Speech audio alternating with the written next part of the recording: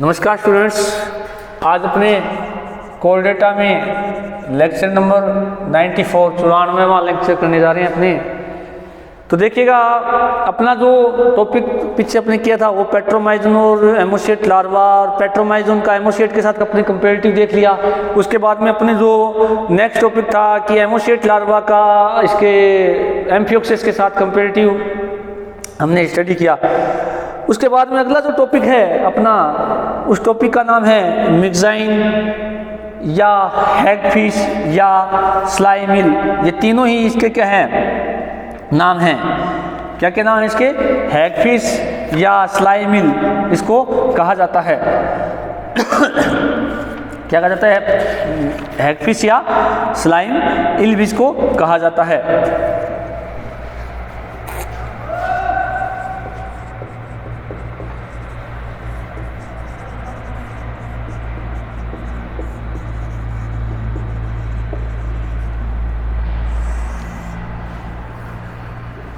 तो स्टूडेंट्स, हम बात करें जूलॉजी के अंदर जितने भी एनिमल्स को हम पढ़ रहे हैं अभी, उनके हमने जैसे चाहे हडमानिया पढ़ा, उसको एक समुद्री पिचकारी कहा गया। एम्फियोक्सिस पढ़ा, उसको एक दूब हुई छुरी कहा गया।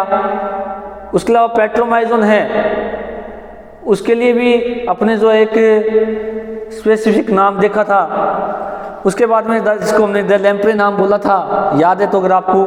उसके बाद में अगला जो एनिमल अपना मिक्साइन, मिक्साइन मैन एनिमल का नाम है जो जूलॉजिकल नेम है, और जो कॉमन नेम है वो है हैग मछली, हैग फिश या हैग मछली। और इसको कहते हैं स्लाइम इल, या जिसको हम कहते हैं स्लेशमी सर्पमीन, स्लेशमी सर्पमीन इसका संबंधित नाम है। हिंदी में इसको मिक्साइन ही बोलते हैं। तो यहाँ पर भी अपने डिस्कस करेंगे कि हैगफिश या स्लाइमिल इसको क्यों कहा जाता है। तो देखिएगा, इसको हैगफिश इसलिए कहा गया है, हैग का अर्थ होता है डायन। क्या अर्थ होता है? डायन।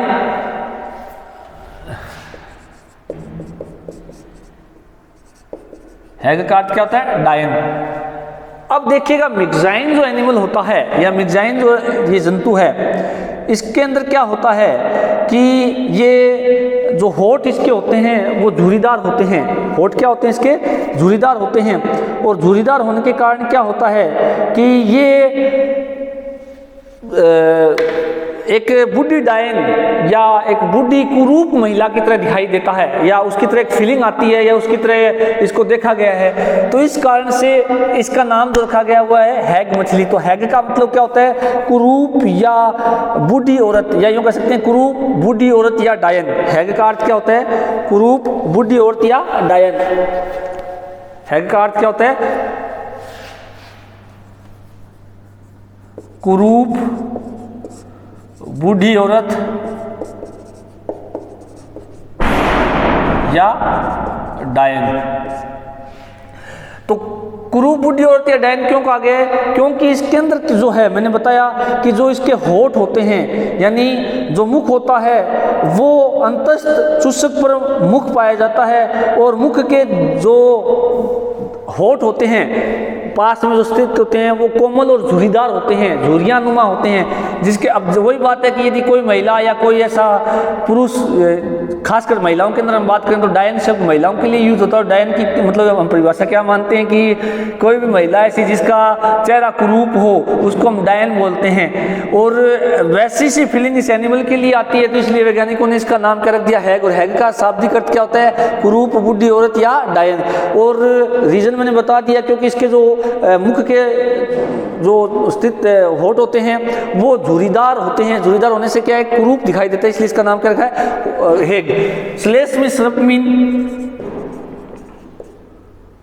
स्लेशमी सर्पमीन। अब देखिएगा, ये शब्द क्यों यूज किया गया है? क्योंकि इसकी जो त्वचा होती है, त्वचा में श्लेष्म ग्रंथियां पाई जाती है। श्लेष्म ग्रंथियां उपस्थित होती हैं, उपस्थित होती हैं।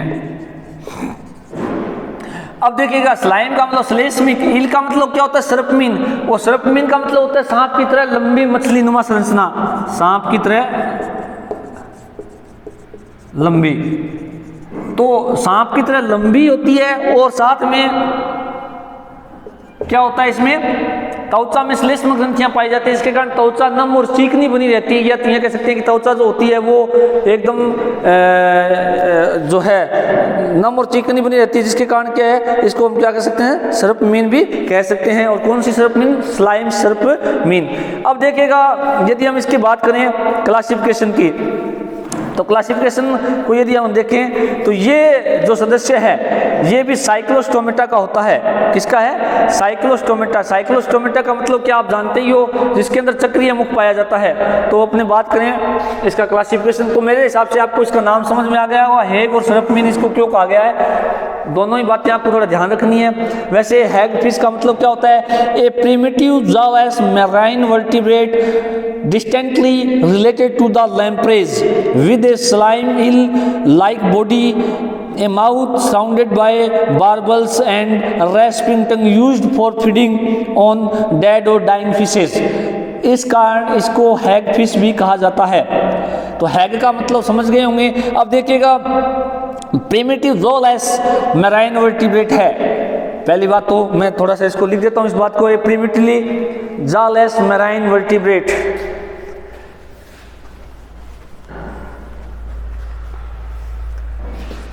a primitive jawless marine vertebrate distantly related to the lampreys, distantly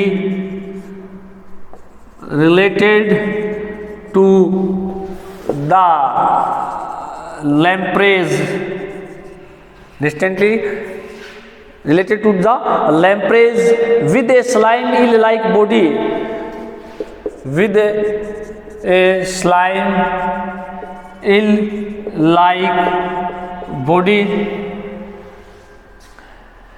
a mouth surrounded by the barbels, a mouth surrounded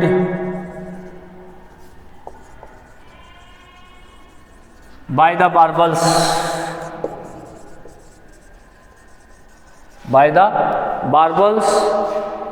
and a rasping tongue used for, and a rasping tongue used for feeding on dead or dying, feeding on dead or dying fishes। ये एक हैग fish की विशेषता है। ये जो है हमने क्या पढ़ी है, एक पूरी हैग फिश की क्या है, विशेषता है। अब देखिएगा इसके अंदर हम ध्यान से देख सकते हैं कि जो a primitive jawless marine vertebrate distantly related to lampreys, distantly related to the lampreys with a slime eel like body, a mouth surrounded by the barbels and a rasping tongue used for feeding on dead or dying fishes। अब देखिएगा कि एक जबड़े विहीन marine यानी लवणीय जलीय क्या है, वर्टिब्रेट है ये, और कुछ हद तक किससे रिलेटेड होता है, लैम्प्रेज, यानी जो हम पढ़ के आए हैं पीछे लैम्प्रेज जो पढ़ के आए उससे रिलेटेड है। क्योंकि रीजन है उसका, क्योंकि उनकी क्लास भी साइक्लोस्टोमेटा थी, उसकी क्लास भी कौन सी है, साइक्लोस्टोमेटा होती है। तो इस कारण से कुछ हद तक लैम्प्रेज से रिलेटेड होती है with slime eel like body. और स्लाइम ईल जो कि मैंने बताया कि सर्पमीन जो कि श्लेष्मी सर्पमीन उसकी तरह इसका बॉडी होती है। ए mouth surrounded by the barbels. अब इसका जो मुख होता है, इस मुख के चारों ओर जो होते हैं 3 से 4 जोड़ी स्पर्शक या बार्बल्स क्या होते हैं, पाए जाते हैं, जो कि इसका संवेदी अंग होते हैं। क्या होते हैं इसके, संवेदी अंग होते हैं। और इसमें बक्कल फनल एब्सेंट होती है। तो with slime in like body A mouth surrounded by the barbels, 3 से 4 जोड़ी बार्बल्स या स्पर्शक पाए जाते हैं। और respiring tongue used for feeding on dead और डाइंग फिशेज। अब देखिएगा कि ये अपनी रेस्पिंग टंग का मतलब क्या होती है, रेदनकारी जो जीव होती है उसकी सहायता से या उसका यूज करती है फीडिंग के लिए, भोजन को लेने के लिए। किसके लिए, किसके ऊपर फीडिंग करती है, डेड और डाइंग फिशेज। ऐसी मछलियां जो मर चुकी हैं या मरने की कगार पर होती हैं या अधमरी होती हैं, उन मछलियों से ये क्या लेती है, अपना भोजन लेती है। तो उस भोजन को लेने के लिए क्या किसका यूज करती है, रेस्पिंग टंग, यानी कि रेदनकारी जो जीव होती है या घर्षणकारी जो जीव होती है उसका यूज करके मांस को खाती है। अब देखिएगा प्रिमिटिव होता है, जालेस होता है, मैराइन वर्टिब्रेट है, रिलेटेड टू किससे है, लैम्प्रेज, और स्लाइम इन लाइक बॉडी है, और माउथ के चारों ओर क्या होते हैं, बार्बल्स होते हैं, रेस्पिंग टंग होती है, और फीडिंग किस पर करती है, मेन बात ये है डेड और डाइंग फिशेज पे। तो मेन बात प्रिमिटिव मतलब आदिम प्रकार का है, जबड़े विहीन है, क्योंकि हम साइक्लोस्टोमेटा पढ़ रहे हैं। साइक्लोस्टोमेटा की विशेषता क्या होती है, जिनके अंदर चक्रीय मुख पाया जाता है। अब मुख का मतलब क्या होता है, हम समझते हैं जबड़े पाए जाएंगे, पर जबड़े इसमें एब्सेंट होते हैं। ये बात यहाँ पर हम देख रहे हैं, पढ़ रहे हैं। जालेस मैराइन, लवणीय जल में रह रही है, वर्टिब्रेट आपको पता है ही है, और किससे कुछ न कुछ हद तक रिलेटेड है लैम्प्रेज तक, क्योंकि लैम्प्रेज भी क्या कर रही थी, अन्य मछलियों से परजीवी रूप में रक्त चूस रही थी, और ये क्या कर रही है, अन्य मछलियों से मांस को खा रही है।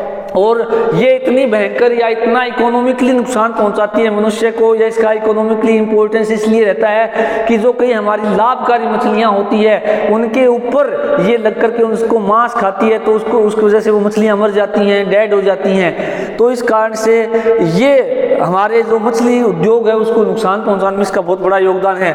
तो लैम्प्रेज है, स्लाइम इन लाइक होती है बॉडीज की, और माउथ के चारों ओर बार्बल्स जो कि संवेदी अंग होते हैं, 3 से 4 जोड़ी, और रेस्पिंग टंग इसके अंदर पाई जाती है जो कि फीडिंग के लिए। अब इसके लिए एक हम शब्द यूज कर सकते हैं, ये अपमार्जक होती हैं। अपमार्जक का मतलब क्या होता है, देखो सीधी सी बात ये है, हमने क्या लिखा है, डेड और डाइंग फिशेज, यानी वे मछलियां जो कि या तो क्या है, मर चुकी हैं या मरने के कगार पर होती है या घायल हुई होती है, उन मछलियों को क्या करती है, ये खा करके और उनको मतलब पूर्णतः ये खा जाती है। तो जिससे क्या है, समुद्र के अंदर जो किसी भी प्रकार का कचरा या गंदगी नहीं रहती, तो इस कारण इसको क्या कहा जाता है, समुद्र का अपमार्जक भी कहा जाता है। तो अपमार्जक का मतलब क्या होता है, सफाई कर्मी होता है। तो सफाई कर्मी का मतलब यहाँ समझ गए होंगे कि ये जो है मैगजाइन, ये क्या करती है, सड़ी गली मछलियों को या मृत मछलियों या मृत प्राय जो मछलियाँ होती है उनको क्या करती है, ये खा करके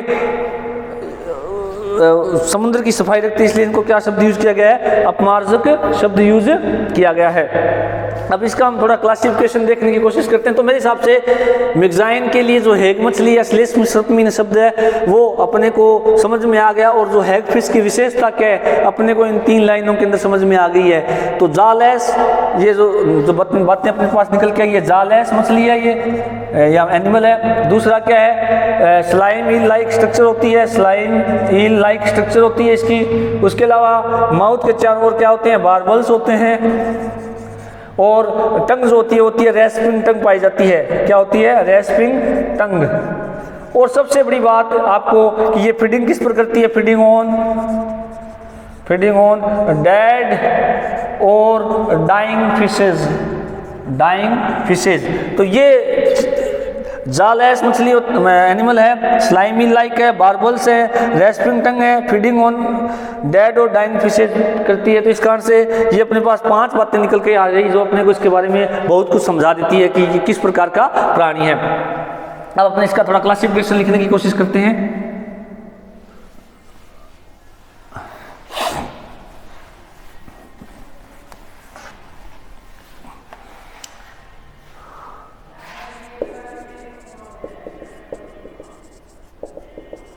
क्लासिफिकेशन की यदि हम बात करें तो सबसे पहले यदि इसको देखें तो फाइलम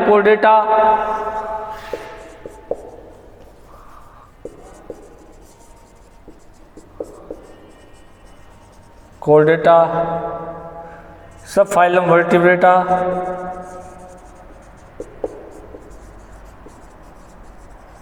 सब फाइलम कौन सा होता है, वर्टिब्रेटा। ग्रुप है एग्नेथा, अब देखिएगा एग्नेथा नाम आ गया, इसका मतलब जबड़े नहीं है। क्लास साइक्लोस्टोमेटा, क्लास कौन सी होती है? साइक्लोस्टोमेटा। उसके बाद में ऑर्डर जो है वो कौन सा है इसका? मिक्सिनिफॉर्मिस।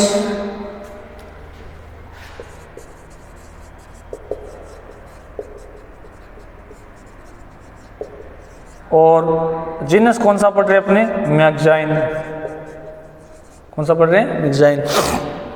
कोर्डेटा है phylum, subphylum Vertebrata, group Agnatha, class Cyclostomata, order Myxiniformes और जीनस जो है मैगजाइन है। अब देखिएगा एग्नेथा, अब कोर्डेटा और वर्टिब्रेटा को तो बताने की जरूरत ही नहीं है। एग्नेथा भी वैसे हमारा नाम सुना हुआ है, साइक्लोस्टोमेटा भी नाम सुना हुआ है। तो कोर्डेट जिसमें रज्जु पाई जाती है, वर्टिब्रेटा जिसमें कोर्डेट का वह सदस्य है जिसके अंदर रज्जु जो है वर्टिब्रल कॉलम में चेंज हो जाती है, सीधी सी बात यही है।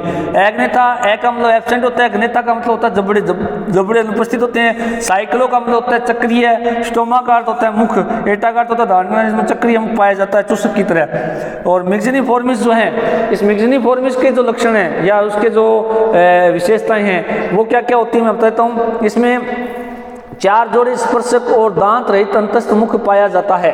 क्या पाया जाता है? मिक्सिनिफॉर्मिस के तौर से हम कैरेक्टर की यदि हम बात करें। और जीनस कौन सा है? मैगजाइन।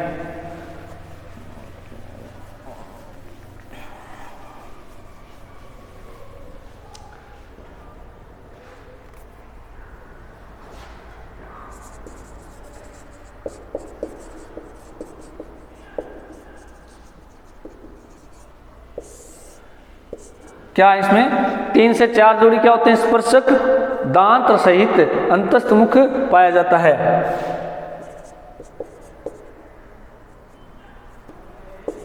जोड़ी स्पर्शक दांत सहित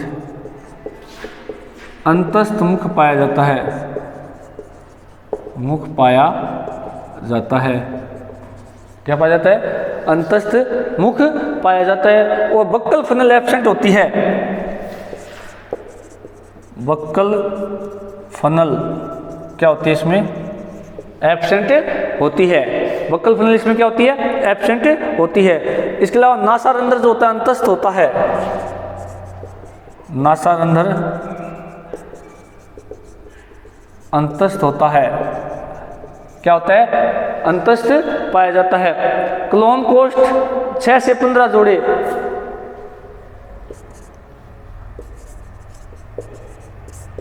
कोष्ठ 6 से 15 जोड़े, परंतु जो क्लोम छिद्र है वो 1 से 15 जोड़े।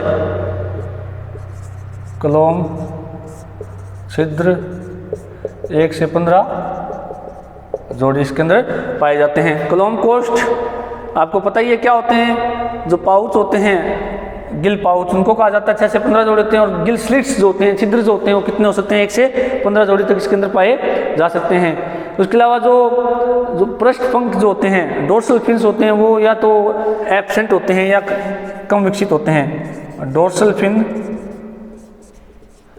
एब्सेंट और कम विकसित।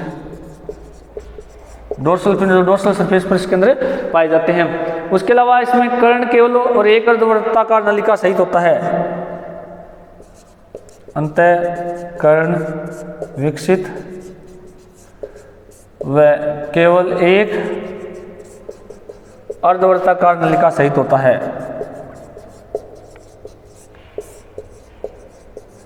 नलिका सहित। सेमिनल ट्यूबुल जो पेट्रोमाइजन भी हम देखी थी कितनी होती है? 1 होती है। इसमें भी कितनी होती है? 1 ही होती है। उसके अलावा इसके अंदर यदि बात करें, ब्रैंकियल बास्केट कम विकसित होती है। ब्रैंकियल बास्केट कम विकसित होती है। उसके अलावा इसके अंदर जो है अंडे क्या होते हैं? थोड़े बड़े। और परिवर्धन क्या होते हैं? प्रत्यक्ष। अंडे बड़े व परिवर्धन प्रत्यक्ष होता है।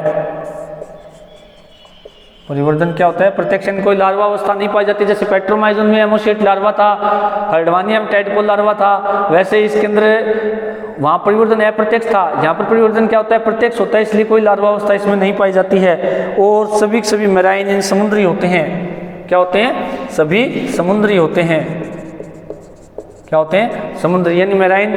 और यहाँ पर कोई भी प्रकार का जो लार्वा है उसके अंदर ये नहीं है कि कोई माइग्रेशन वगैरह पाया जाता है, ऐसा इसमें कुछ नहीं होता है, केवल समुद्र के अंदर रहते हैं, वहीं पर ये अपना प्रजनन क्रियाकलाप करते हैं, अंडे देते हैं और अंडों से जो सीधे क्या निकलते हैं इसमें जुवेनाइल निकलते हैं, जुवेनाइल अडल्ट में चेंज हो जाते हैं अपना भोजन लेते हुए। इस प्रकार से जो मिक्जाइन है इसमें पेट्रोमाइजोन की तरह जो परिवर्तन है वो अप्रत्यक्ष नहीं होकर कैसा होता है, प्रत्यक्ष होता है, यानी अंडे से सीधे क्या निकलते हैं, शिशु निकलते हैं, शिशु आगे डेवलप होकर के यानी कह सकते हैं डेवलप्ड हो जाते हैं किसके अंदर, अडल्ट के अंदर। तो ये मिक्जाइन यानी मिक्जिनिफॉर्मिस जो ऑर्डर है उसके करैक्टर, और यही करैक्टर लगभग सेम किसके रहते हैं, अपने मिक्जाइन के रहेंगे। तो पहला सभी समुद्री, थोड़ा ध्यान रखना, कोई भी माइग्रेशन नहीं पाया जाता है जनन के समय, क्योंकि समुद्र के अंदर अपना पूरा जीवन यापन करते हैं। 3 से 4 जोड़ी स्पर्शक होते हैं, दांत सहित अंतस्थ मुख पाया जाता है, दांत सहित अंतस्थ मुख पाया जाता है इनके अंदर, मुख थोड़ा सा अंदर की ओर स्थित होता है। बक्कल फनल क्या होती है यहाँ पर एब्सेंट होती है, नासा अंदर भी अंतस्थ होता है।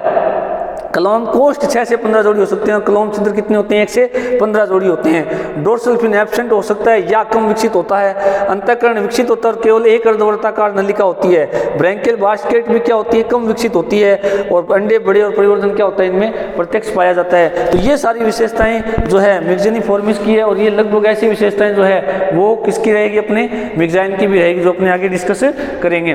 तो देखिएगा अब यदि हम बात करें, ये संसार के मुख्यतः सभी भागों में पाई जाती है, परंतु उत्तरी अमेरिका, अफ्रीका या जापान के समुद्र के किनारों पर क्या है ये मोस्टली पाई जाती है। यानी उत्तरी भाग जो है वहाँ पर उत्तरी अमेरिका, जापान और अफ्रीका के समुद्री तलों के किनारे पर ये क्या पाई जाती है। उसके अलावा ये कॉलोनी में रहती है, यानी ये कह सकते हैं कि नींवें बनाकर रहती है, और नींवें समुद्री तल पर ही बनाए जाते हैं, यानी कि पैदा जो होता है वहाँ पर ये रहती है, कॉलोनी बना करके रहती है, यानी एकल जंतु नहीं होता। जबकि हमने वहाँ देखा था कि वो एकल होती हैं, पेट्रोमाइजोन क्या आती है, एकल रहती है, नींवें में नहीं रहती है, जबकि ये क्या होती है, नींवें के अंदर रहती है। और उसके अलावा ये जो नींवें के अंदर जब रहती है तो ये बिल बना करके रहती है, यानी बिलकारी जंतु है जो कीचड़ के अंदर या किनारे के ऊपर बिल बना करके रहता है। और जो बिल में आए जो जितने भी पॉलीकिड्स हैं या जू प्लैंक्टन उनको क्या करती है, अपना भोजन बनाती है। उसके अलावा मैंने बताया था कि ये जो जंतु है ये